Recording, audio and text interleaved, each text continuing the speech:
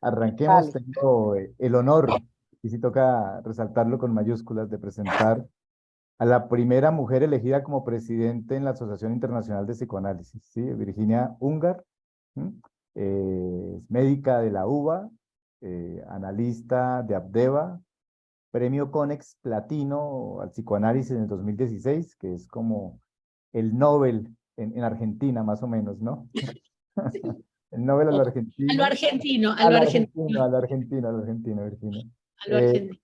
Virginia ha ocupado un sinnúmero de cargos en su trayectoria profesional. Fue iniciadora del Comité de Psicoanálisis de Niños y Adolescentes de la IPA.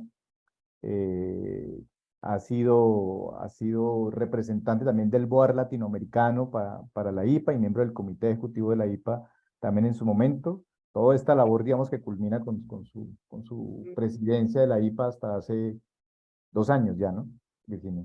Sí, en Eh, 2021, mm, en el último día de julio, sí. sí, Ahí terminé. ¿no? Organizó un congreso muy lindo sobre el tema de feminidad en Londres. Eh, pues Virginia, la idea es un poco que hablemos precisamente de una de las banderas tuyas en el trabajo de la IPA, y es la relación en psicoanálisis y comunidad. Y quisiera partir como inicialmente de esa pregunta, ¿no? Como, ¿qué te lleva a plantear esto como una de las banderas importantes en el trabajo de la Asociación Internacional? ¿Sí? Y un poco, ¿qué se gestó y qué fuiste conociendo durante tu gestión de los trabajos de la relación psicoanálisis y comunidad? Pues con esa pregunta amplia vamos comenzando y vamos haciendo ahí un diálogo. Sí, sí, porque eso es así.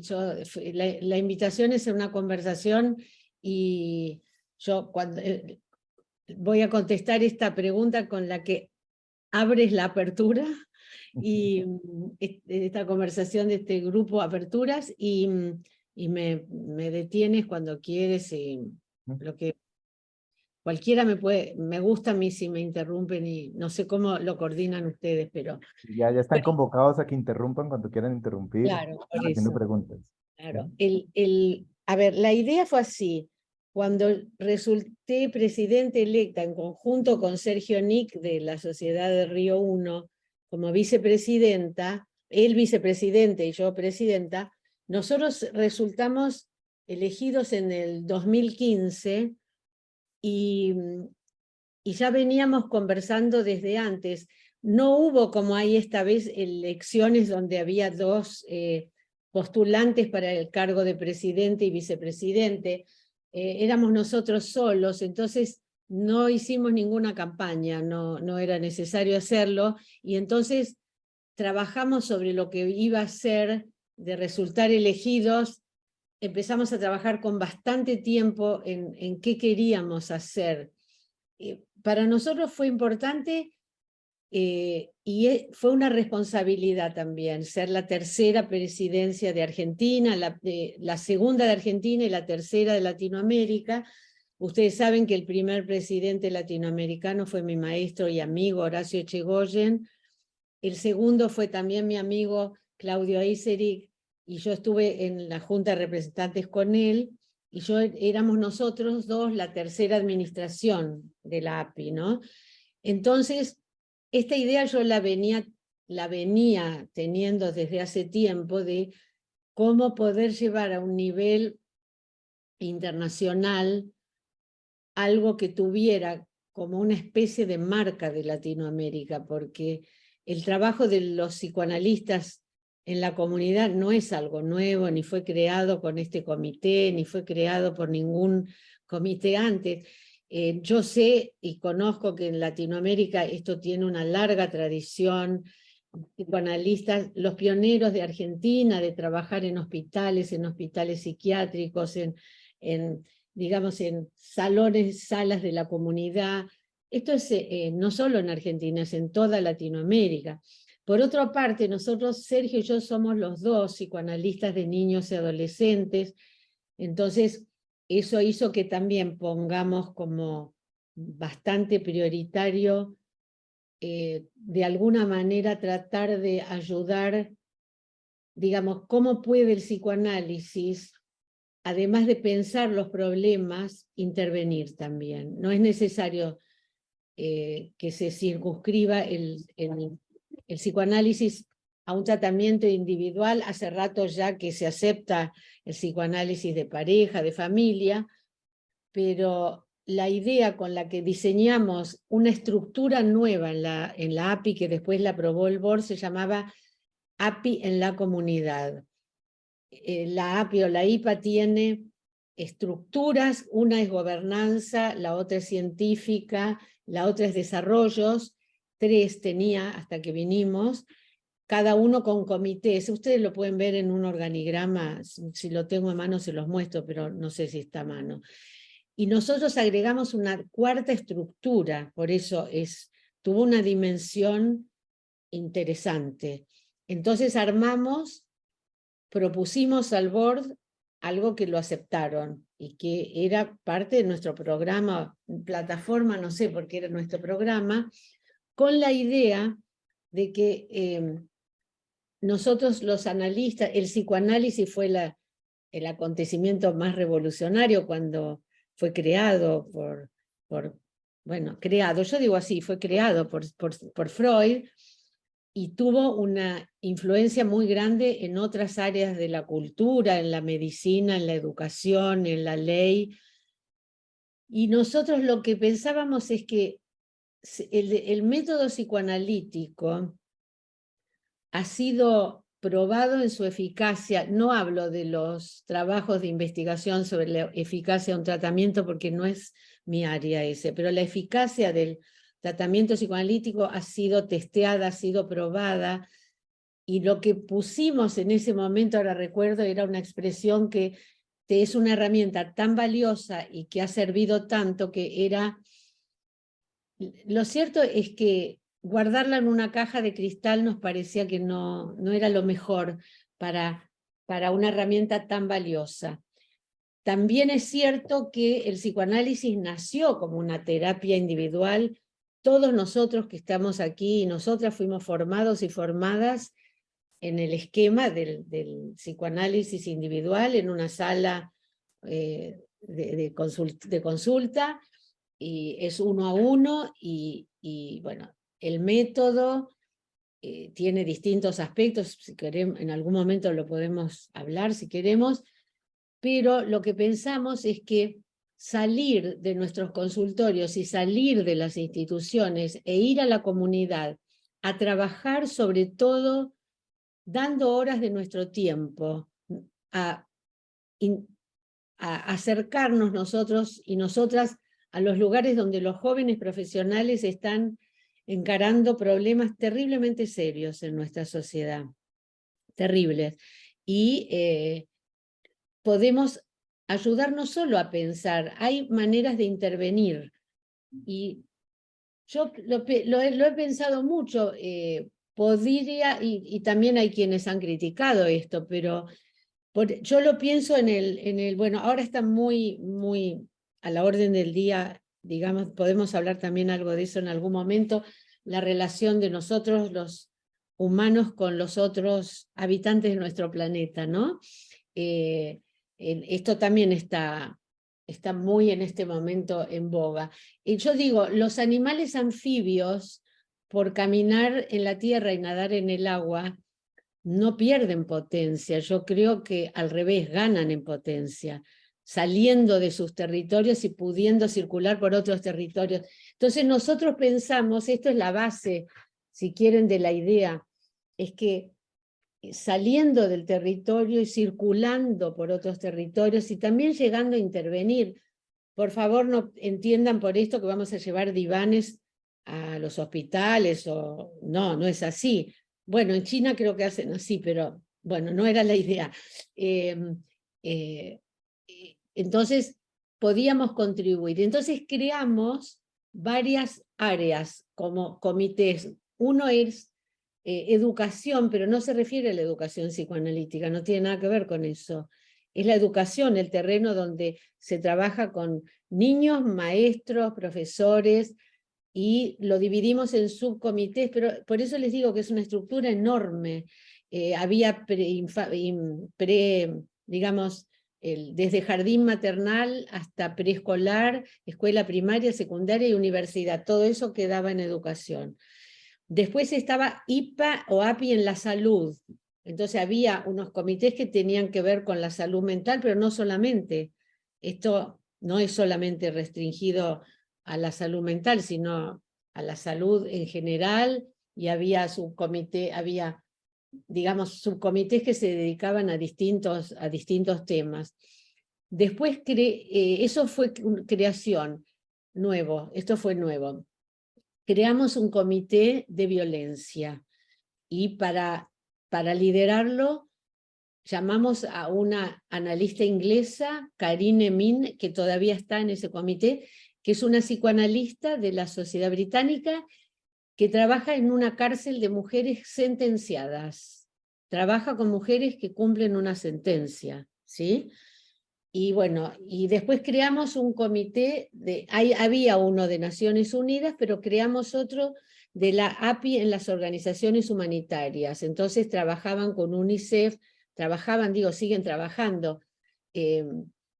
Paola Mendoeira, por ejemplo, estaba y sigue ahí, es de Brasilia. Brasilia es una sede de muchos organismos, ONG, ¿no es cierto?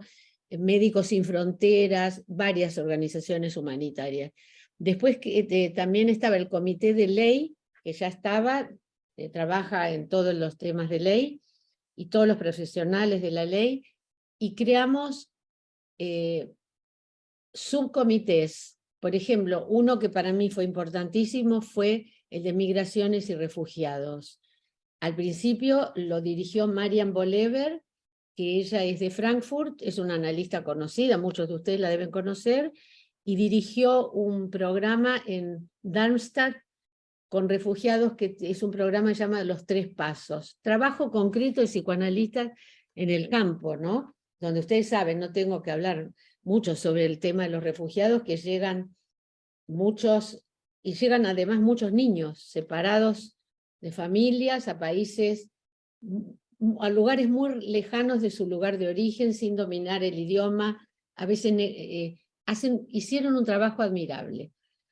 Y después creo que no me estoy olvidando de ninguno, pero después, ya con el correr ya durante la presidencia, creamos un comité de la API en el cambio climático, porque eso era importante, y además hay psicoanalistas trabajando en esto, y bueno, ni que decir, bueno, y después creamos un intercomité de diversidad sexual y de género, racismo, prejuicio, etc. Ahora, ni que decirle, ustedes, en la presidencia, digamos, mi término era del 2017 al 2021, a comienzos de 2020 viene, digamos, la tragedia para mí de la pandemia. A nivel humanitario estoy hablando, ¿no? Para mí no es trágico haber tenido que quedarme encerrada en mi consultorio, porque por suerte creo que tuvimos reflejos bastante rápidos, nos enteramos casi al comienzo y pudimos pasar todo rápidamente online. Enseguida salió una regulación, no sé, que yo firmé, de que se podía hacer todos los análisis online, y los seminarios, las supervisiones, hicimos congresos, bueno, y creo que reaccionamos con bastante rapidez y pudimos, creo que, mantenernos bastante unidos, ¿no? En un mundo que no es nada fácil, y que, a ver, ahora creo que todavía está más difícil. Se ha agregado una guerra que está, me parece, tornándose crónica a esta altura. Virginia, Bueno, una pregunta, Virginia, una pregunta a propósito de todo eso que estás no, enunciando. sí, Que ya les conté. enuncias, digamos, la creación, digamos, de una intervención en el campo de la salud, de intervenciones en el campo de la educación, en el campo de la violencia, en el campo de la ley, migraciones y refugiados, organismos internacionales, cambio climático. Y entonces uno dice, bueno, el psicoanálisis se viene ocupando de toda una serie de asuntos, digamos, externos, por hacer la contraposición con lo interno del consultorio.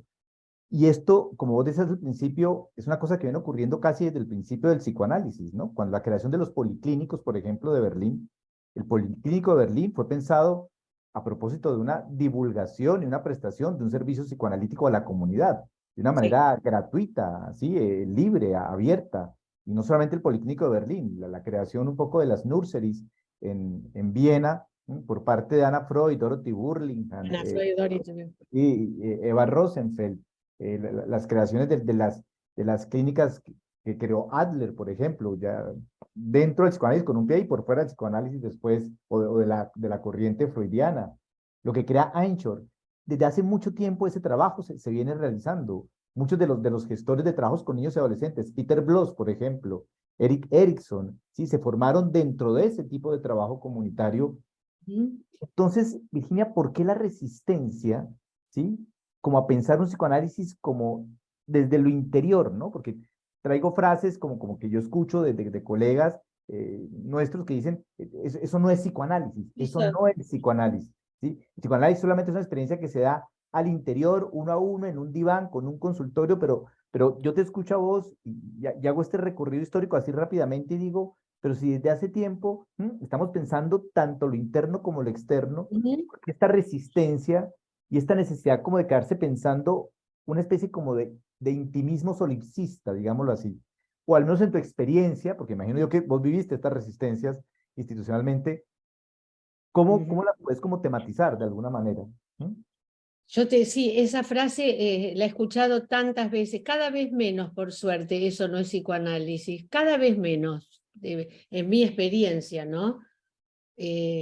No, a ver, quiero volver a decirles algo. Yo creo que uno puede operar, digamos, intervenir y trabajar con mucha soltura cuando tiene internalizado el método analítico. Eso lo sigo pensando, ¿no?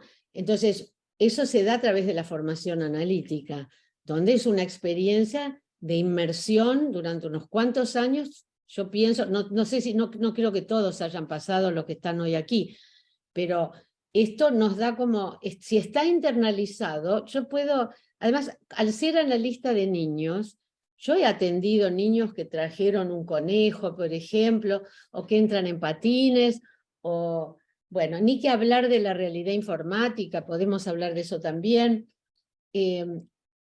Lo que decís, Fernando, es absolutamente cierto, porque esto no es algo nuevo, pero es más visible en Latinoamérica que en otros lugares del mundo. Cierto lo que decís, por supuesto, de las nurseries de Dorothy Burlingame y Anna Freud, las clínicas de Berlín, y hay muchos más ejemplos. Yo diría que América Latina se caracteriza por eso. Esa era una especie de marca que por lo menos yo quería dejar y Sergio Nick se comprometió a fondo. Y, y lo que es interesante, me parece muy importante, yo no creo que se pueda pensar en un psicoanálisis en este momento que esté fuera, digamos, de la relación con el contexto en el que está teniendo lugar un análisis, un proceso analítico. Al comienzo es medio esquemático lo que les voy a decir, pero es algo que pienso. Cuando nació el psicoanálisis estaba muy focalizado en aquello que le sucedía al paciente. En un segundo tiempo, sobre todo a partir de los desarrollos de la escuela inglesa y la contratransferencia, que ocurría en la mente del analista, ¿no? Yo diría que un tercer tiempo fue con el aporte de los Baranger en lo que pasaba en la relación analítica, ¿no? Entre. Y yo creo que estamos en un cuarto tiempo donde no se puede pensar el psicoanálisis fuera de la relación con el contexto. Si voy un poco más a una especie de base, no quiero hacer teoría, pero sí, yo misma me obligo a tratar tengo esa tradición de mi maestro Chegoyen de que uno tiene que poder explicar psicoanalíticamente. Yo creo que ya no hay duda que los procesos de subjetivación tienen lugar en una relación con otro. Entonces, digo, no se puede pensar. Digo procesos de subjetivación porque bueno, no es un sujeto, no hay el sujeto. Entonces, yo creo que decir eso no es psicoanálisis. Descriptivamente podemos pensar, bueno, no es un vínculo, un tratamiento psicoanalítico, es el psicoanálisis en acción fuera de un contexto habitual que todos seguimos atendiendo en consultorio, pacientes, niños, adolescentes, adultos, pareja, familia. La propuesta es que demos algo de nuestro tiempo y vayamos a donde están luchando. Yo no tengo otra palabra para decir, el campo de la salud mental, ni que hace falta que les diga lo que es en este momento en el mundo. Una cosa, ahora sí, tu pregunta me hizo pensar algo. Cuando creamos esta estructura y, bueno, se imaginan que hay que nombrar chair, el coordinador, los miembros, son muchos comités, pero Sergio Nick en un momento, cuando estábamos antes del Congreso de Londres, que fue un congreso, como dijiste, lo cierto es que para mí fue inolvidable, no sé, 2.500 personas, afuera con 39 grados de calor, yo me había preparado todo un vestido, no me pude, bueno, fue algo inolvidable, y Julia Kristeva ahí dando su conferencia, que a algunos les gustó y a otros no, pero para mí es inolvidable. Más o menos un año antes, Sergio me dijo, ¿qué te parece si creamos premios IPA en la comunidad? Le dije, Sergio, recién empezamos, me insistió, creemos premios. Entonces, el tesorero hasta aquel momento rápidamente aceptó, el que era Andrew Brook, rápidamente aceptó nuestra propuesta. La propuesta que es de Sergio, bueno, después le dimos forma. Entonces propusimos premios. Un premio para cada uno de estos comités que mencioné, un primer premio y un segundo premio, con una suma pequeña, no era mucho dinero, pero era algo, no para las personas que lo presentaban, para los proyectos, ¿sí? Eso tiene que estar claro. Y había 2 premios, que también pasó en el Congreso de Vancouver, que tuvo que ser online, los premios de la presidenta. Yo tenía, teóricamente, por supuesto lo conversé con Sergio, que elegir los proyectos que a mí me parecía que tenían, no mejores, más impacto en la comunidad. Para mí, impactos que tengan también posibilidades de ¿cómo se llama esta palabra? Reproducirse en otros De espacios. reproducirse. ¿Y qué pasó? Hacía un año que había empezado, ¿saben? Que Sergio decía, bueno, vamos a tener pocos. Resulta que mandaron 138 propuestas de todo el mundo. Además de que fue ahora les puedo contar a quiénes les dimos y yo a quiénes elegí, porque era el premio de la presidenta, nos sirvió para hacer un mapeo, para ver que no era solo en América Latina o en muchos lugares del mundo que casi no lo podemos imaginar, no lo podíamos imaginar, se estaban haciendo proyectos. Tenían que presentar un proyecto con una base, con un objetivo y relatando qué es lo que hacían. El primero del premio de la presidenta en el 2019 en el Congreso de Londres fue para Psicólogos Contigo.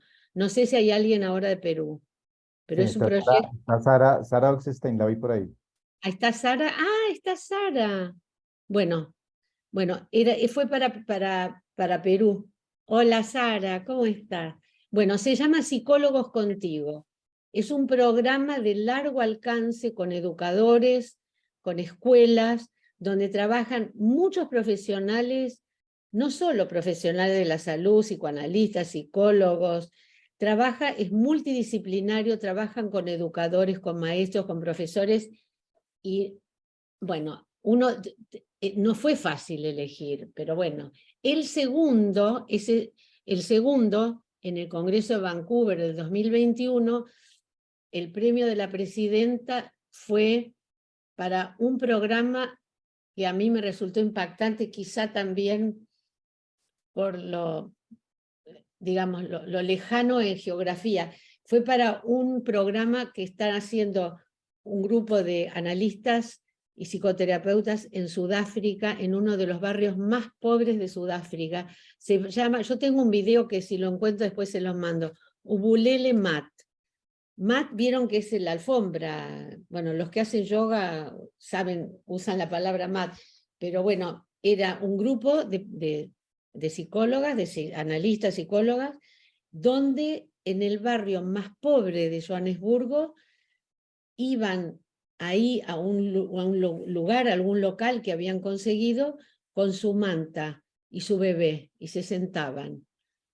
Y como hablaban muchas veces en un dialecto que no entendía ni la que presentó el proyecto, había una africana que hacía la traducción a la propia directora del proyecto. Es realmente, bueno, les digo, esto es trabajar en la comunidad, es salir de casa, salir del consultorio, salir de la institución. A mí nunca me gustó la denominación extensión. Vieron que se habla de extensión, que para mí lo más común era que las sociedades invitábamos y hacíamos, que está bien, no digo que no está bien, hacer tertulias de psicoanálisis y literatura, psicoanálisis, todo eso me parece muy bien, pero llegaba la hora para nosotros de salir. Bueno, no quiero hablar más tiempo. Dos preguntas en relación a esto que decías, lo de salir. El famoso tema del encuadre psicoanalítico, Virginia. Dice, bueno, Mm. entonces, ¿cuál encuadre? ¿Cuál encuadre? Si no hay un espacio, si no hay un continente, si no hay una temporalidad definida, ¿cómo empezar a pensar un encuadre en el trabajo en territorio, en el trabajo en las comunidades? ¿Cómo viste esa discusión cuál es tu posición hoy en relación a ese trabajo con el encuadre psicoanalítico? Claro, la noción de encuadre, lo que pasa es que les puedo decir lo que pienso yo, ¿no es cierto? El encuadre, por supuesto que hay que instalar algún encuadre que tiene que ver con las coordenadas, como siempre, de tiempo y espacio.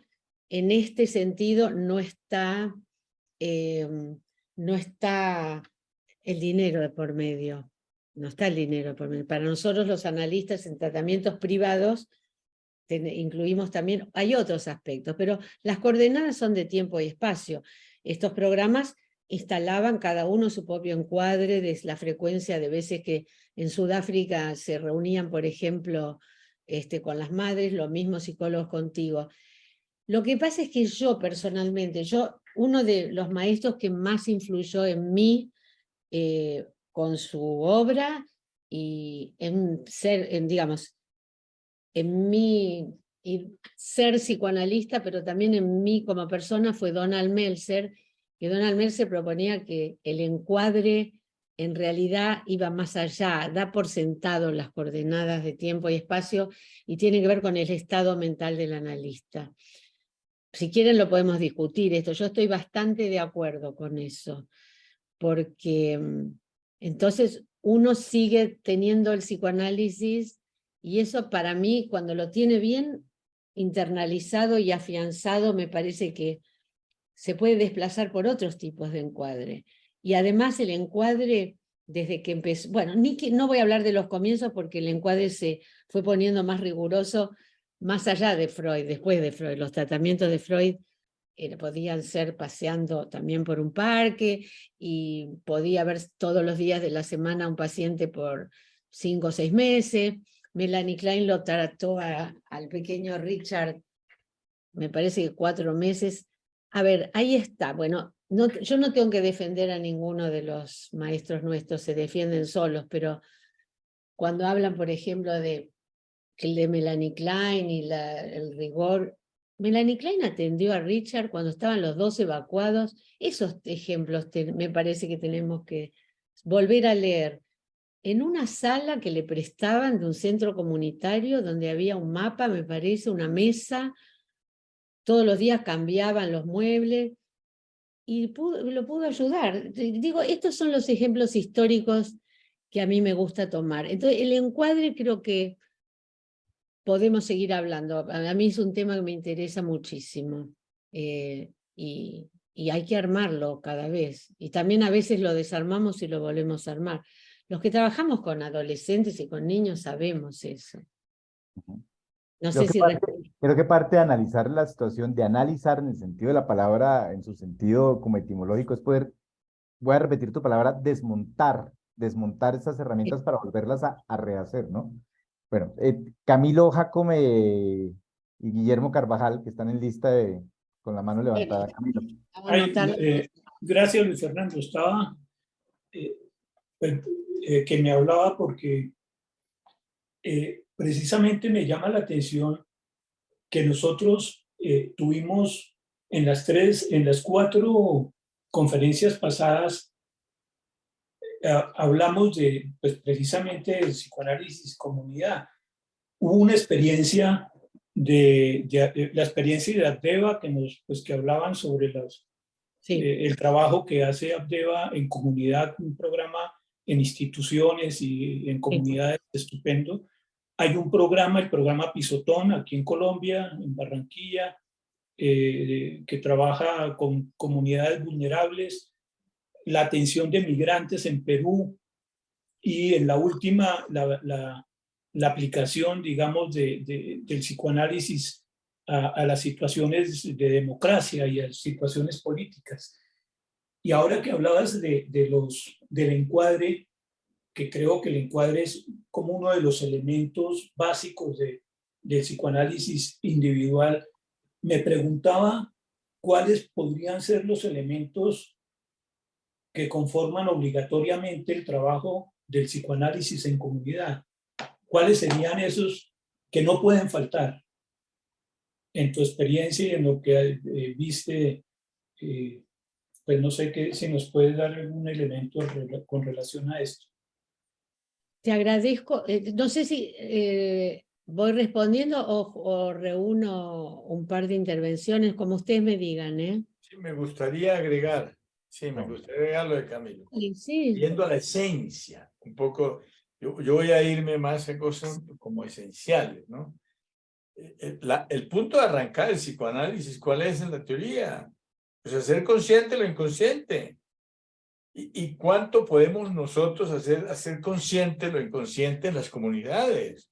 Porque hay problemáticas inconscientes en las comunidades que están generando neurosis de la comunidad y psicosis de la comunidad, una incomprensión de lo inconsciente y una puesta en objetos, en cosas, la simbolización neurótica, etcétera. Eso lo sabemos. O sea que si el analista es capaz de hacer eso consciente, y lo veíamos cuando trabajábamos el tema de la democracia, por ejemplo, ¿no?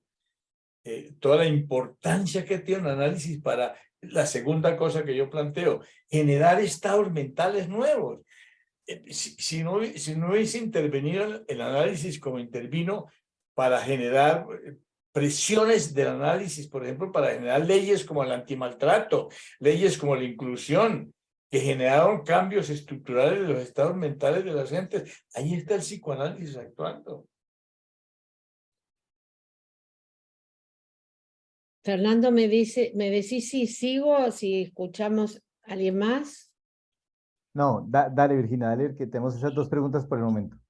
Bueno, está bien. A mí me parece muy interesante, Camilo, porque creo que ahí puedo empezar un camino yo misma de trabajar en esta propuesta que haces, como me parece que también podría un grupo trabajar en esto, ¿no?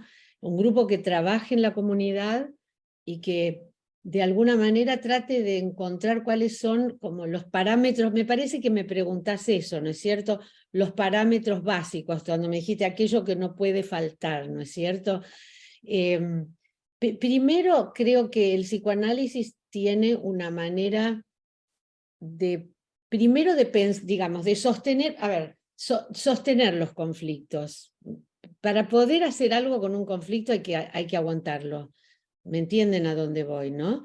Es la propensión a tratar de pensar antes que actuar, y los analistas sabemos que para poder hacer algo con un conflicto, lo que tenemos que tratar de evitar es que pase a la acción o que se proyecte, y entonces no te quedas sin algo para trabajar. Entonces, primero es siempre hacer consciente lo inconsciente. Un elemento para mí básico es el conocimiento de los aportes psicoanalíticos al funcionamiento de grupos. Esto para mí, si una propuesta hicimos en este momento no tengo ninguna posición ni ningún cargo, ni en la IPA ni en mi sociedad, no tengo. Estoy en un periodo donde estoy, por supuesto, observando las cosas, ¿no? Todo lo que pasa, pero el aporte del psicoanálisis al trabajo en grupos, desde ya que lo que hizo Bion viene tan al caso en este momento, porque ustedes saben que Bion primero había estado como médico en la Primera Guerra. En la Segunda Guerra se ocupó de trabajar en el hospital de veteranos con pacientes que estaban severamente perturbados y tenían que ver cómo podían reinsertarse. Bueno, ahí nació toda la teoría de Bion, con experiencias en grupo. A mí me parece que eso es fundamental, y otros aportes. A ver, aquí en la Argentina, Pillon Rivière, no quiero dejar a nadie afuera porque no es solamente Bion, pero hay mucho, y Latinoamérica tiene mucha tradición en esto. Entonces, a mí me parece que es, primero, vernoslas con los conflictos, y los psicoanalistas, o el psicoanálisis tiene otra manera. Por supuesto que queremos resolver, pero nosotros sabemos por nuestra propia experiencia, nuestro propio análisis, nuestro propio trabajo, que se requiere un tiempo, un espacio para que se desplieguen los conflictos y los problemas, para que se puedan pensar, para que se dé un tiempo de reflexión y se conozcan los mecanismos de funcionamiento grupal. Más que nunca en este momento. Yo les digo que, bueno, me voy a ir un poquito del tema. El hecho de ser la primera mujer, está bien, estuvo muy comentado, me preguntaban a mí, ¿por qué pasaron 105 años? Se creó en 1910, ¿no? La API. ¿Por qué pasaron 105 años sin que hubiera una mujer? Y yo no puedo contestar, digo, no puedo porque no tengo herramientas conceptuales suficientes, lo dejo para las ciencias sociales. Lo que sí creo es que en la época en que nació el psicoanálisis, en plena modernidad, el hombre era el centro de la vida, no solo pública, sino de la vida privada también. No me parece que hubiera sido posible que dirija la IPA un analista mujer, pero analistas mujeres hubo desde los comienzos, a la par. Tenemos que decir esto porque es así. La mencionaste, Ana Freud, podemos mencionar muchísimas más, muchas más. También hubo una guerra, hubieron refugiados, Hannah Sigal, muchos. Rosenfeld huyendo del nazismo, se establecieron en Londres, les quiero decir. Entonces, a mí, por ejemplo, me hizo estudiar temas que yo no había estudiado. Estudié sola porque no podía armar grupos ni nada, tenía mucho trabajo con la IPA, pero me hizo estudiar mucho el lugar de la mujer, las teorías de género, y aprendí un montón, y bueno, les digo, todavía no sé por qué hubo que esperar 105 años. Y tuve que aprender también sobre qué es el poder, qué es la autoridad, cuál es la diferencia con el autoritarismo. Mis colegas y pensadoras feministas me enseñaron que hasta lo personal es político. No hay nada que quede fuera de la política. No sé, a mí no se me ocurre absolutamente nada. Entonces, todos estos también son elementos con los que creo que tenemos que escucharnos más. Y ustedes, me parece que cuando Fernando, antes de que se abriera la sala, me contó, o nos contó, y hablábamos con Guillermo, Camilo, que ustedes también invitan no solo a psicoanalistas, sino que a profesionales o entendidos en otras áreas, es absolutamente importante. Si ustedes van a invitar a un neurocientista para estudiar los sueños, yo no tengo un especial interés y me dedico a estudiar, porque uno tiene que elegir, pero me interesa muchísimo. Todas las veces que lo escuché a Mark Solms, por ejemplo, yo además, digamos, durante nuestra administración hubo lugar, y eso también es la IPA, porque tiene que haber un lugar para todos los intereses. Para la A mí, diferencia, Virginia, para la diferencia, ¿o no? Porque vos tocas los temas y digo, son como los temas diversos, hay como trabajar en lo comunitario implica como una despatologización, como quitarse la cabeza, como que hay que trabajar con neurosis, obsesiones, fobias, como si eso fuera el único campo de expresión de lo psíquico, o el ineludible campo de atención del psicoanálisis fuera ese, y resulta que estos temas, sí, las nuevas construcciones de género, las violencias sociales, por mencionar dos, el problema del poder y sus efectos, son temas que nos competen como psicoanalistas, y esos temas nos han obligado a construir como nuevas formas de pensar el asunto de lo psíquico. yo acuerdo totalmente contigo. En relación, por ejemplo, el Congreso fue lo femenino, el título que llegamos a ese acuerdo después de unas cuantas conversaciones, no queríamos que yo quería que tenga, al ser la primera mujer, yo quería que esté el tema de la mujer, pero no quería que sea la femineidad. Está bien, podemos criticar a Freud, digo, todo lo que quieran, pero no, creo que lo femenino fue digamos, un buen resumen o síntesis, porque lo femenino no está solo en el cuerpo de una mujer, está en un hombre, está en la ciencia, está en el arte, en el baile, en la pintura, en la música. Entonces, y después, bueno, lo infantil, porque los dos somos analistas de niños, Sergio y yo, y creemos firmemente que la población más vulnerable y vulnerada del mundo es la infancia. Yo no tengo duda de eso, a donde hay que dedicar todos los esfuerzos, no por una idealización de los niños, pero ni de la infancia, ni mucho menos. Son infancias muy difíciles en este momento. Pero es esto, es dar lugar a las diversidades. Esto me parece que era el eje también de nuestra gestión. Hicimos todo lo que pudimos, todo lo que pudimos.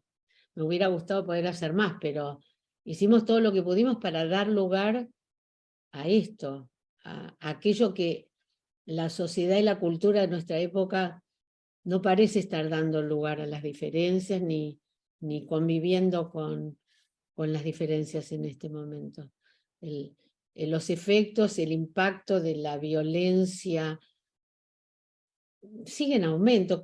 Yo, por supuesto, tengo mucho orgullo de que en mi país nació el movimiento Ni Una Menos, creo que en 2013 arrancó aquí y después se extendió, pero siguen pasando, esto sigue ocurriendo y además una guerra.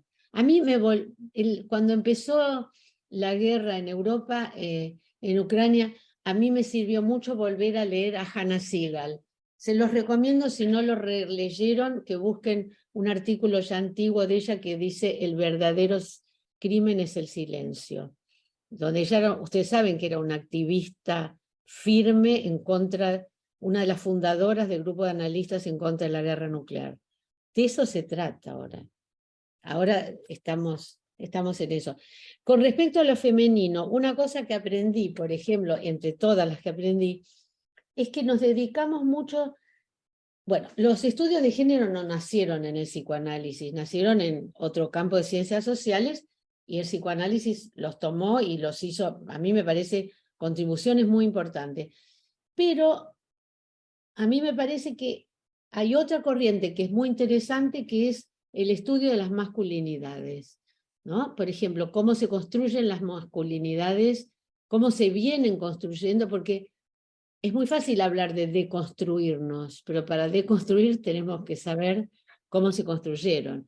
Entonces yo creo que todavía hay mucho por hacer. Y hablo y me entusiasmo yo, como me entusiasmé en su momento. Virginia, una cosita simplemente anecdótica, cuando que las mujeres han estado desde el principio de la movida psicoanalítica, cuando se cierra la Asociación Psicoanalítica de Viena, hay más o menos 90 miembros, más o menos.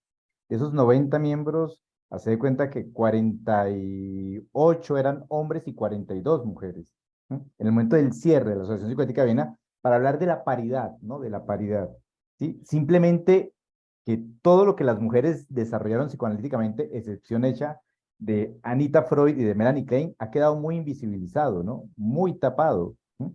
Mucha de la producción del trabajo de las mujeres sobre las mujeres psicoanalíticamente es un trabajo que no ha sido muy visible y que no se transmite en nuestros institutos. Y allá iba yo a hacerte una siguiente pregunta. Sí. Los procesos formativos nuestros, psicoanalíticamente hablando, los institutos no son como focos resistenciales que se oponen un poco como al proceso de pensar desde ahí lo comunitario. Yo pienso un estudiante en psicoanálisis que traiga, es que vengo a supervisar un proceso comunitario, ¿m? Y veo a la institución como saltando diciendo, no, pero ¿quién te lo va a supervisar? ¿Cómo lo vamos a supervisar? De hecho, te digo experiencias que yo he visto, como que hasta muy recientemente en mi sociedad se aceptó un departamento de pareja, por ejemplo, ¿sí?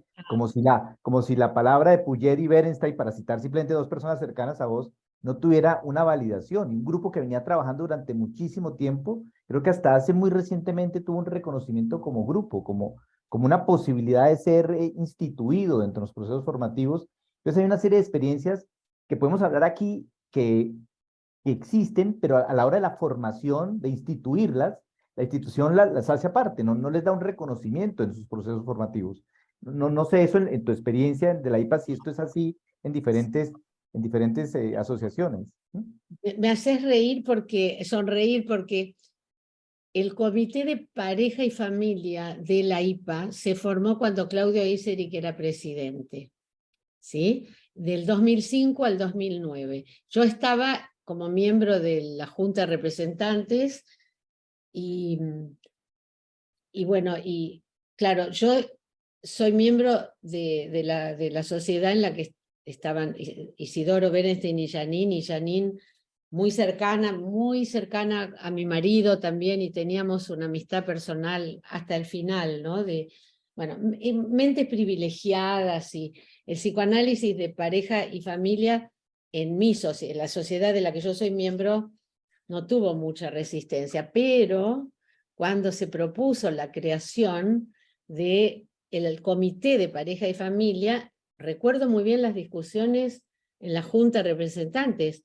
Se presentó el proyecto y en ese momento, bueno, Isidoro Berenstein vivía en el mismo edificio en el que vivimos y trabajamos mi marido y yo, 2 pisos más abajo. Me acuerdo de haber ido a la casa y él hacía el programa que iba a presentar como propuesta, y recuerdo las discusiones en la Junta de Representantes con argumentos: eso no es psicoanálisis, eso no es psicoanálisis, a pesar de que tiene un fundamento teórico. Les digo, teóricos yo los admiré, de Isidoro y de Janine Pouget, el psicoanálisis vincular, pero escuché decir eso no es psicoanálisis. Entonces, si no recuerdo mal, como esto queda grabado, no quiero decir una cosa por otra, pero no sé si los primeros 2 años se llamó comité o se llamó de otra manera. Después ya pasó a ser el Comité de Pareja y Familia, que es un comité muy activo en la IPA y muy activo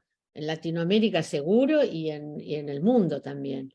Pero sí, esas son las resistencias, que esto no es psicoanálisis. Y lo que decís de la formación, yo creo que Stefano Bolognini propuso, ¿se acuerdan cuando él presentó una idea de que la formación psicoanalítica ya no tenía que ser un trípode, sino tiene 4 patas?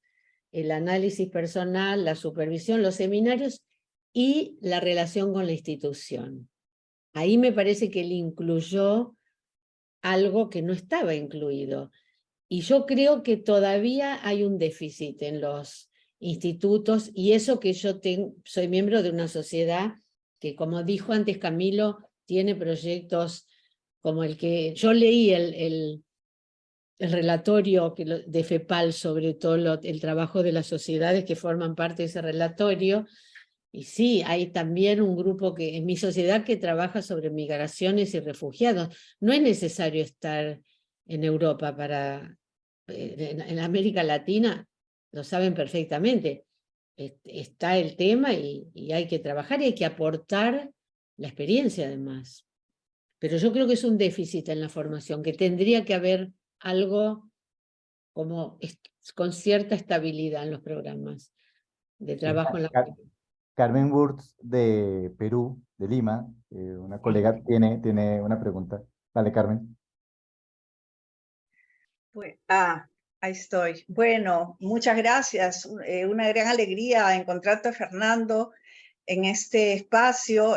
Bueno, me presento, soy Carmen Wurtz, soy directora del Instituto Psicoanalítico Interdisciplinario IPI y también directora de desarrollo de una ONG que se llama Centro de Atención Psicosocial, que trabajamos en Perú con población vulnerable hace 20 años. Acabamos de cumplir 20 años. Entonces, yo quería transmitir un poco la experiencia y una alegría estar con Fernando, porque Fernando, voy a contar lo último, nos viene supervisando un proyecto que tenemos para la atención psicosocial de migrantes y refugiados acá en Perú. Como saben, Perú tiene 1.700.000 migrantes desde el año 2017 que han llegado acá al país, y este proyecto es un proyecto de quienes son los terapeutas. Somos 24 terapeutas que estamos trabajando con esta población de orientación psicoanalítica, de diferentes corrientes, de familia, individual, pareja, vincular, y en realidad el fuerte del trabajo ha sido durante la pandemia, ¿no? En el año 2020. Entonces, creativamente se tuvo que impulsar un trabajo para una población que estaba en situación de alta vulnerabilidad.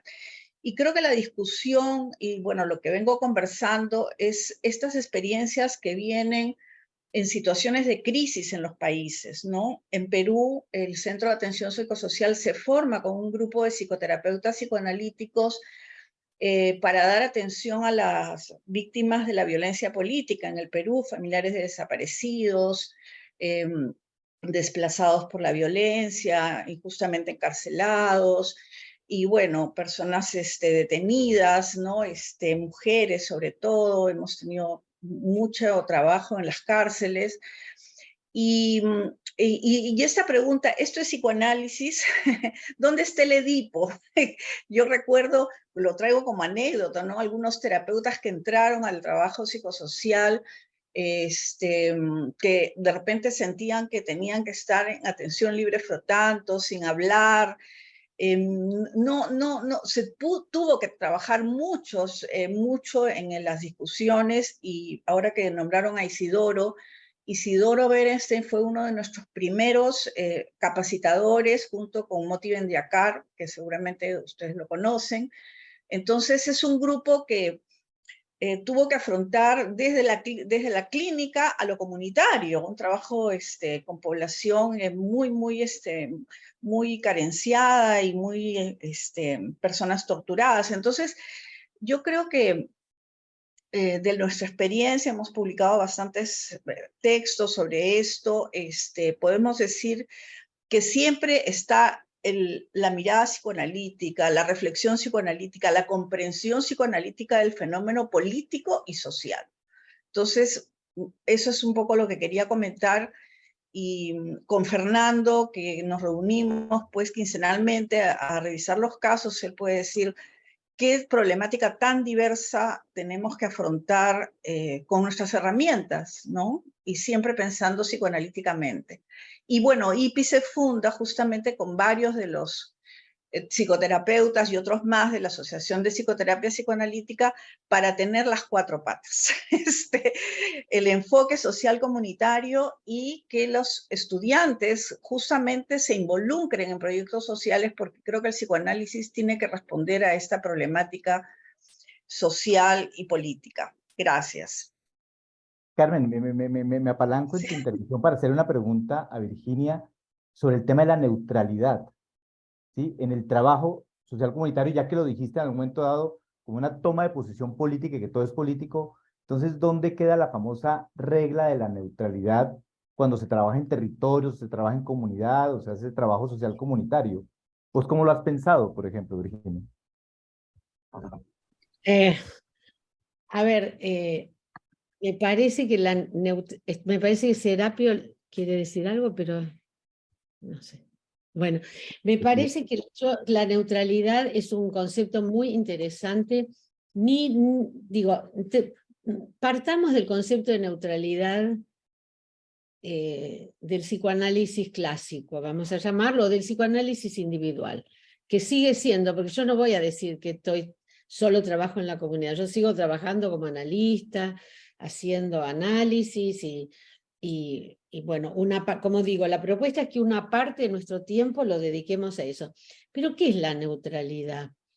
¿Es posible? ¿Saben lo que pienso de la neutralidad analítica? Es una aspiración. Yo creo que es una aspiración. Como también es una aspiración, no sé cómo llamarlo de otra manera, no sé si existe algo así que podemos llamar neutralidad. Sí entiendo que Freud la propuso, sí entiendo la importancia, por supuesto, de no tomar parte, de darse cuenta si uno está cayendo. Voy a tomar una teoría, porque por ahí es la que me crié y la que me es más afín. si yo hago una contraidentificación proyectiva con un paciente y entonces actúo. La neutralidad para mí es una aspiración, algo de que uno aspira, lo tiene ahí, pero no creo que ni en el consultorio privado pueda uno pensar. Voy a darles la idea para reforzar lo que pienso. A mí me interesa mucho el tema de la técnica. Bueno, mi maestro, que terminó siendo amigo también, Horacio, que escribió ese libro tan querido sobre teoría de la técnica. Yo, por ejemplo, pienso que la atención libremente flotante es una propuesta que nosotros hacemos como un modelo que damos, pero sabemos que no hay nada menos posible que la atención libremente flotante. ¿Qué puede tener de libre la atención de un paciente? Yo ni digo muy neurótico, que está atado por su neurosis. ¿Qué puede haber de libre? Es una aspiración. Yo creo que cuando uno llega a un momento del análisis en que logra, como paciente lo puedo decir, ex paciente digo, de varios análisis, cuando uno logra eso ya está más cerca del final del análisis. Realmente cuando puede ejercer la atención libremente flotante, la asociación libre. No hay nada menos libre para mí al principio de un análisis, es una aspiración, eso es lo que pienso.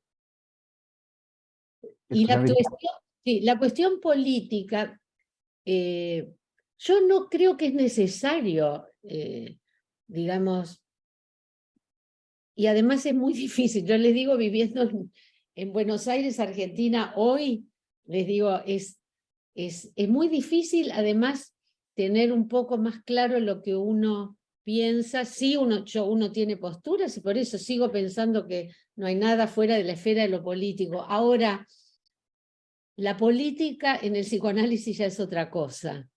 Y no digo que hay una pureza posible, pero uno tiene que poder escuchar incluso cosas que a uno le disgustan mucho de los pacientes, mucho, que le atraviesan. Cada uno tiene sus propios límites. Yo sé que hay pacientes que no podría atender nunca, un torturador, yo no podría atenderlo.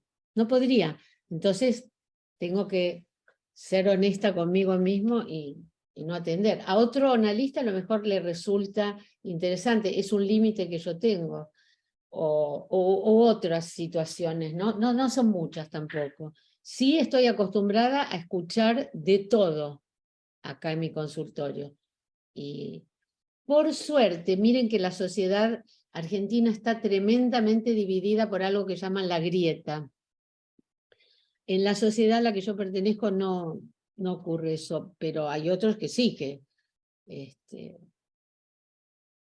no, es diferente, entienden lo que digo, ¿no? Es pensar psicoanalíticamente sobre los problemas del hombre contemporáneo, sobre lo que nos está pasando ahora. ¿Qué hacemos que tenemos que lo conocemos, el poder de destructividad y de autodestrucción, y que estamos teniendo una guerra después de una pandemia? Y bueno, nosotros sabemos de eso. ¿Y cómo es posible que se juegue todavía con la amenaza de las armas nucleares? ¿Cómo puede ser? Y bueno, es parte de lo que somos como humanos. Es terrible, pero es parte. Ahí, digo, si yo me tengo que manifestar, me voy a manifestar. No tengo ninguna duda. Ustedes saben que además, y lo saben los que están en instituciones psicoanalíticas, que no es muy fácil, digamos, no es muy posible hacer como una declaración a favor o en contra de temas directamente políticos. Pero cuando Trump separó a los niños de sus familias, ¿se acuerdan de los inmigrantes mexicanos? Yo era presidenta y yo dije, yo quiero hacer un comunicado. No se puede hacer todo el tiempo, ni tampoco hablé de Trump. Dije que nosotros como profesionales que trabajamos lo publicaron en todas partes, pero sabemos de lo nocivo y peligroso para los niños y la evolución, el desarrollo de los niños, ser separados forzosamente de los padres. Bueno, eso es el límite de lo que yo podía hacer y yo sabía que tenía ese límite. Y tampoco era necesario decir, todos sabían de qué estaba hablando. Virginia, Flavia Strauss, ¿quiere comentar algo sobre ¿A experiencia dónde está educacional Flavia? en la familia? Flavia, Flavia, hola Flavia, te estabas y después no. ¿quiere comentar algo sobre experiencia educacional en la familia? Estás muteada. Sí, a mí me gustaría hablar, yo no hablo español, pero voy a intentar hablar alguna cosa. Es que tenemos un problema acá. Es que estaba escuchando hablar sobre la dificultad con los trabajos sociales o en comunidad. Y ahora, este fin de semana, haremos um encontro, primeiro encontro mundial sobre, acerca de família e pareja. Sí. E uma coisa que ha chamado nossa atenção é que, em Brasil, é muito difícil termos a possibilidade, em nossa sociedade, de ter um departamento que se pueda trabalhar com pareja e família, pero temos grupo de estudos em algumas sociedades, pero não é não ouí que não é psicanálise, pero vamos aguardar, nós outros não conhecemos, temos mais tempo porque é uma novidade. Pero, ao mesmo tempo, temos uma nova organização, pero não pertence à API, que é a Associação Brasileira de Pareja e Família. É nova, desde 1917. E agora nós temos eleição.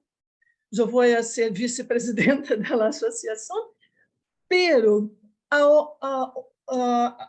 outra coisa que me gostaria de falar acerca do trabalho em comunidade. Eu trabalhei com egressos do sistema penal, acá em Rio de Janeiro.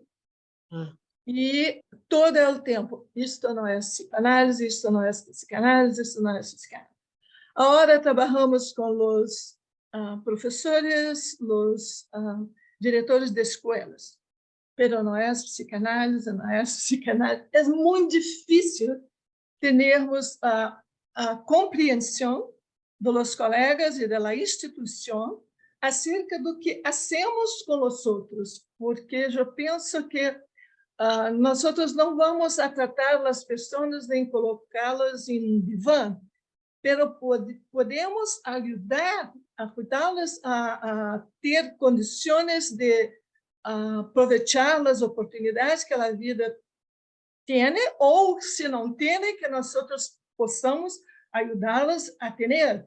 Agora, recebi convite eu não sei como se diz, municipalidade da cidade, trabalhar com os jovens e na idade de 14 anos até 29 anos, porque temos muitas favelas em Rio de Janeiro e muitos adolescentes e jovens que estão no tráfico. Então, estamos tentando fazer trabalho com grupo de pessoas da minha sociedade, que é a brasileira de Rio de Janeiro. E não é fácil, é muito difícil estarmos nesta situação. Pero todo o tempo que a mídia me convida, eu vou à televisão, na rádio, periódicos, porque eu penso que temos que falar o que fazem as psicanálises e por que é importante. Ou se não é importante, por que estamos trabalhando com isto e por que pensamos nisso todo o tempo. Existe. Graças. Perdona-me, espanhol. Oh, no. Ojalá pudiéramos participar en Brasil con la misma fluidez que vos lo haces en Eso. español. Sí. Estaba pensando eso, si no habla español, no sé. Serapio, doctor Serapio. Carvajal, Serapio. Não, Bueno. eu estudo com a FEPAL, do professor da FEPAL, e todo o tempo tento aprender, porque é importante para nós outros podermos falar. Bueno, yo quería decir que estoy complacido de que se abra este conversatorio sobre un tema que es muy complejo para nosotros los psicoanalistas. Es complejo porque yo pienso que nos cuesta salir de lo bien conocido y abrirnos hacia campos de aplicaciones, uno podría decir de aplicaciones o de extensiones del psicoanálisis, o que realmente rompen con lo que está establecido de lo que debía ser lo que se llamó el encuadre psicoanalítico. Entonces, la tendencia es a descalificar todo lo que aparece como novedoso porque nos produce angustia ante lo nuevo y desconocido. Entonces tenemos que buscar crear modelos semejantes a lo bien conocido en lo nuevo por conocer, digamos así, ¿no? Y en ese sentido, yo creo que el psicoanálisis es político. Y es político desde que el mismo Freud dijo que somos construidos como sujetos desde un otro de la cultura. Nos hacen, nos hacemos y hacemos. Pero además desde la perspectiva de la cultura tenemos el mandato de no saber cómo hemos sido construidos. Cómo no repetir eso dentro de las instituciones también, en cualquier institución y en particular de la psicoanalítica. Y poder abrirnos de alguna manera a pensar cuánto eso está instalado entre nosotros y buscar tolerar y proponer los cambios que tengan que proponerse. Nos crea mucha angustia todo, digamos así, ¿no? Entonces estamos siempre de alguna manera cuestionando eso que aparece como propuesta novedosa. Yo siempre recuerdo, porque este tema de qué es el psicoanálisis no es nuevo, digamos así, ¿no? Recuerdo las palabras del presidente de la IPA, Leo Rangel, cuando dijo que el psicoanálisis, en vez de llamarse psicoanálisis, debía llamarse bio, psico, socio, externo, interno, analítico, sintético, digamos así. Entonces, nos olvidamos muchas veces de que nuestro campo y espectro de acción puede ser multívoco, digamos así, ¿no? Entonces, yo creo que debemos de alguna forma hacer lo que estamos haciendo, repensar lo que estamos teniendo como nuestra disciplina, para ver cómo toleramos la angustia ante lo nuevo que hay que crear. Simplemente quería decir eso. Y yo le voy a complicar la cosa con la política, sigo con la línea de Serapio.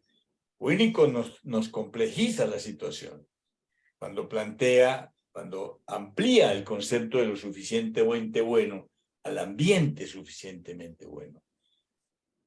Y ese ambiente suficientemente bueno, pues la madre suficientemente produce una persona con un ser real y estructurado. Pero el ambiente suficientemente bueno nos permite producir seres libres, independientes, amorosos, que se preocupen por el otro, paradigma de la democracia. Entonces no podemos estar exentos de una postura política, y esa postura política inevitablemente debería ser lo democrático. Y hoy lo vemos clarísimamente, cómo el fracaso de lo democrático precisamente está planteado en que todo es, ya la cosa ha dejado de ser propositivamente no suficientemente buena en cuanto a ambiente se refiere, etcétera. Este es un tema, mejor dicho, abrimos la puerta a un tema maravilloso.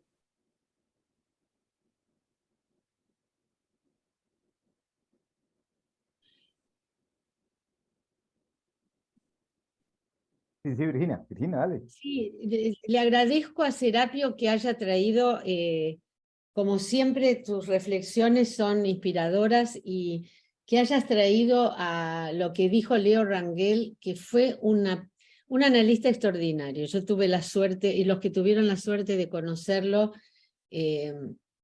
hay un video que lo tendría que recuperar, que filmamos.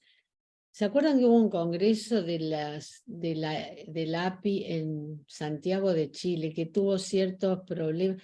Y ahí filmamos un diálogo entre Echegoyen y Rangel. Voy a ver si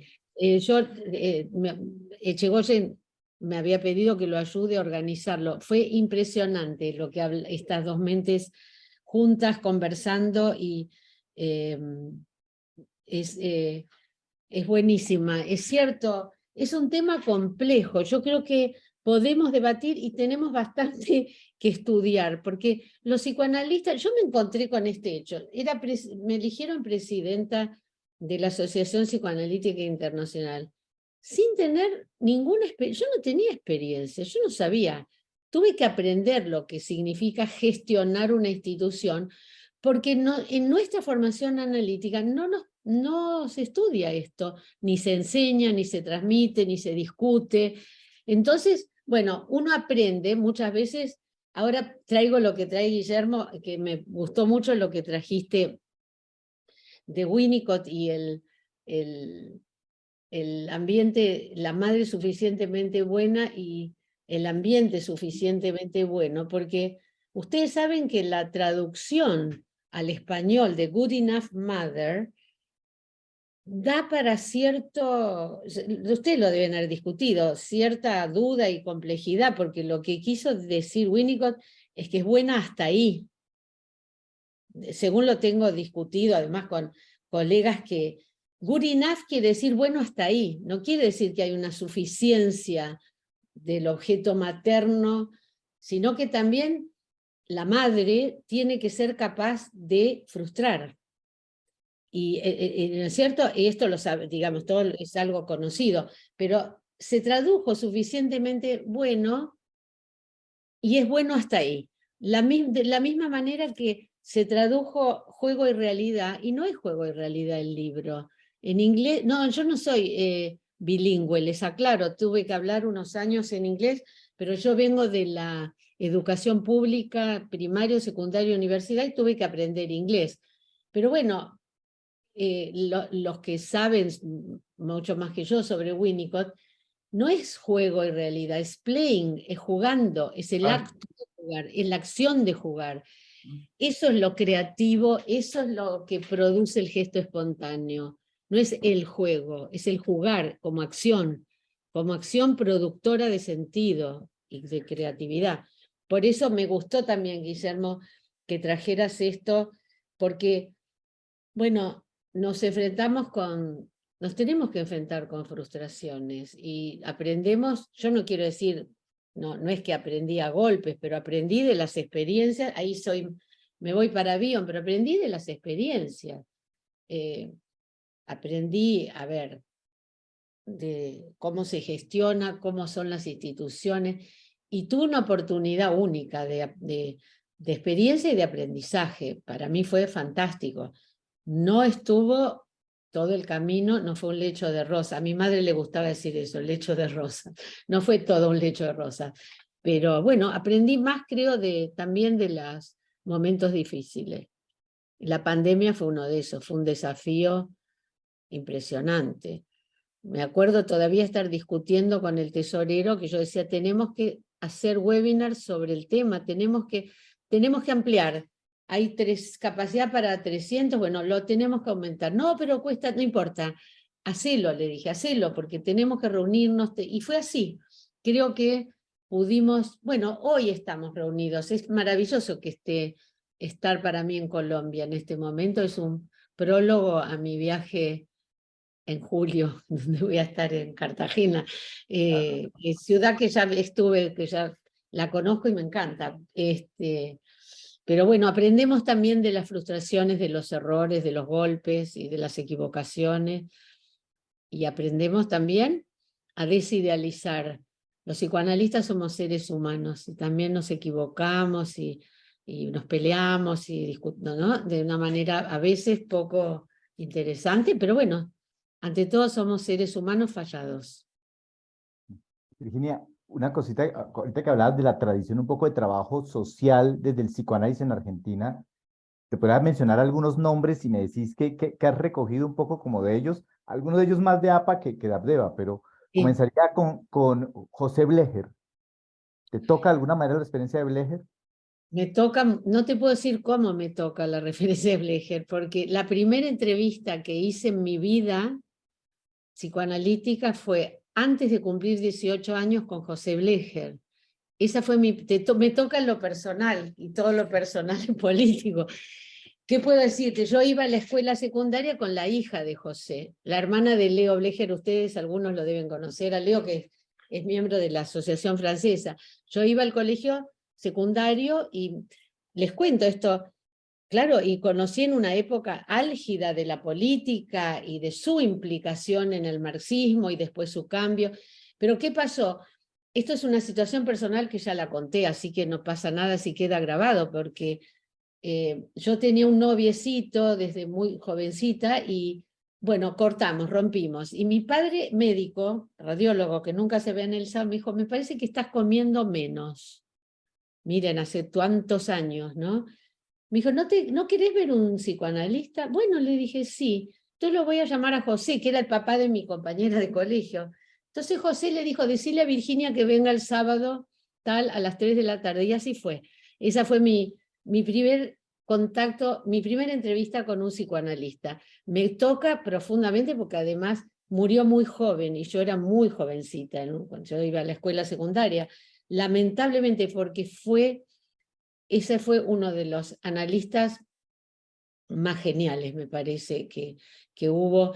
Y por supuesto, son más de APA los que en relación a los pioneros, porque la APA se fundó en 1942 y Abdeva, la sociedad de la que yo soy miembro, yo fui el primer grupo de los primeros analistas en formación. Así que, pero sí, Pichon Rivière. Esa era la segunda, y el tercero García Badaraco, que eran los tres personas que te García quería como preguntar. Badaraco, John Rivière, Arminda y el psicoanálisis de niños. En el hospital.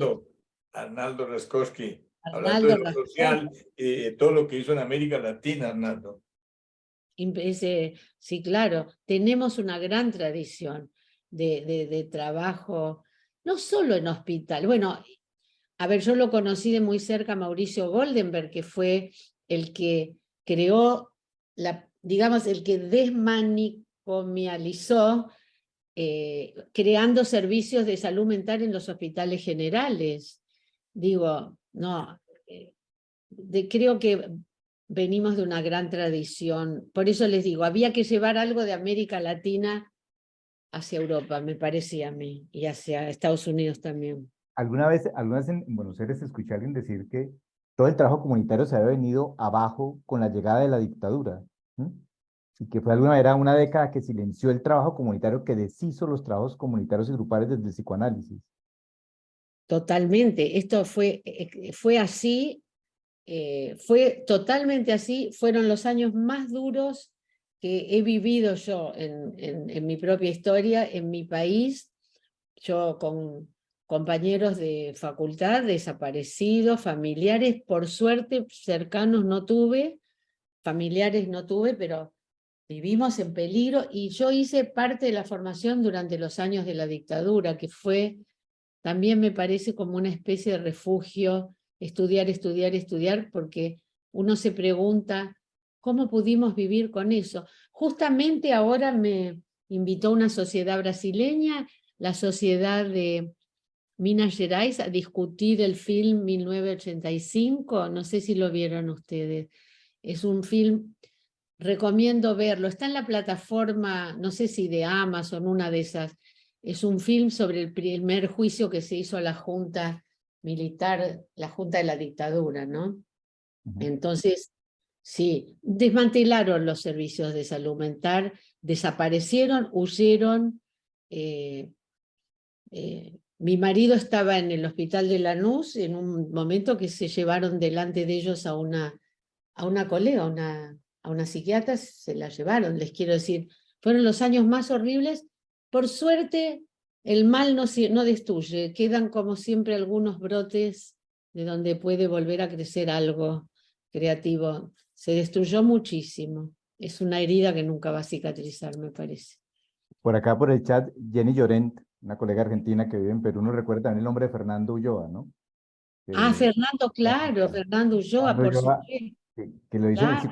el psicoanalista La Ternura. Aquí en Colombia hubo también un discurso sobre la ternura, lo que decía que donde hay maltrato es porque no ha habido ternura en la vida, ¿no? Que esa es una frase famosa de Fernando Ulloa, que también tuvo un trabajo comunitario importante, ¿no? Importantísimo, importantísimo. Fernando Ulloa fue toda una figura, me estoy olvidando de muchos, pero fue una figura central en esto del trabajo en la comunidad y se sigue haciendo. Sí. Yo traigo estos nombres a colación porque hablo de esta invisibilización de nombres, ¿no? Como que, sí, como que Blecher uno lo estudia por la posición gliscocárica, al menos fue la que me enseñaron en la formación, pero otros trabajos de Blecher totalmente negados, uno no veía a Ulloa, uno no veía mucho a Poisson Rivière, el trabajo del encuadre y la simbiosis en simbiosis y ambigüedad, que parece un libro como fundamental. Todos esos son textos muy invisibilizados en los procesos formativos en determinado momento. ¿Sí? Bueno, Virginia, muchas gracias por tu presencia, sí. Gracias a ustedes, por favor. Gracias, Fernando. Gracias a todos por la invitación y a todos ustedes por estar a esta hora de la noche hablando con tanto entusiasmo. Bueno, eso es lo que me parece que sostiene y hace que el psicoanálisis siga adelante y aceptando los cambios y siga para adelante. Mientras existamos personas que trabajamos todo el día y nos reunimos a la noche para seguir discutiendo con entusiasmo, yo tengo optimismo con respecto al futuro. A pesar de todo. Bueno. Claro, muchísimas gracias, Virginia. Gracias a ustedes. Pero a mí me gustaría hablar que tenemos una amiga acá, Ana Lúcia. Ela estuvo presa por algún tiempo en la dictadura. En la dictadura brasileña. Sí, Ana está acá. Ana, mira, Ana, sí, la conozco mucho, Ana. Sí. Camilo. Se te quedó muteado, Flavia. Você está mutada, Ana. Ana, você está mutada. Está muda. Perdón, yo me olvido de ligar porque no quiero no me atrapalhar como... No, yo voy a hablar en mi portugués. Sí, yo estuve en la prisión, en la dictadura brasileña por 40 días, un terror. En el peor lugar acá de Río de Janeiro. Pero estoy acá. Eso está, por eso digo, qué sé yo, no queda todo destruido, siempre queda algunos brotes de los que va a surgir algo nuevo. Hay que esperanzar, como dijo Freire. Sí, sí. Bueno. Sí. No se pierde la esperanza. No, eso no se perdió. No se debe perder. Estoy hablando, muchas gracias a Fernando, a mi querido amigo Carvajal y a Virginia. Muy bueno, fue muy bueno. Estoy muy grata, muy feliz de estar acá hasta ahora. Muy bueno. Bueno, muchas gracias a ustedes. Gracias, Anita, por tu compañía también. Camilo, importante que nos hagas un comentario sobre lo que viene, sobre nuestra nueva cátedra de los sueños. ¿Y los sueños son? De todo lo que hemos hecho en estas conferencias y en este en particular, porque me reafirma que el camino de aperturas es el correcto. Cuando el psicoanálisis, siempre me pregunto qué pasa si el psicoanálisis va más allá del consultorio, y creo que hoy tenemos una muestra que lo que pasa es que se enriquece y nos enriquece a todos los que participamos. La próxima semana empezamos con un nuevo capítulo de nuestras cátedras aperturas. Ya llevamos 3, es nuestra 4ª cátedra, después del inconsciente, de la transferencia y de preguntarnos si quién fue Freud. Y efectivamente vamos a trabajar pues diferentes aspectos alrededor del tema de los sueños. El título por eso es ¿y los sueños son? En interrogante. Los invitamos entonces que la otra semana a esta misma hora y por este mismo canal para que sigamos enriqueciéndonos con estas experiencias tan maravillosas. Muchísimas gracias y bueno, nos veremos. Muchas gracias, Virginia. Buenas noches.